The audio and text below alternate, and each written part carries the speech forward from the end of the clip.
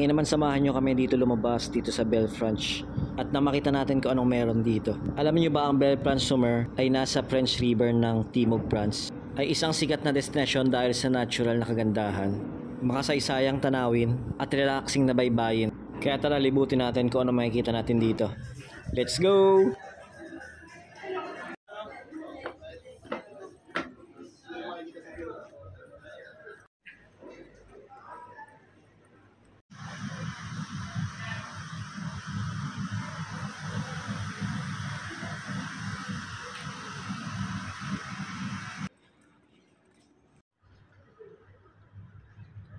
Grabe, hindi ko na nakita yan, Alma.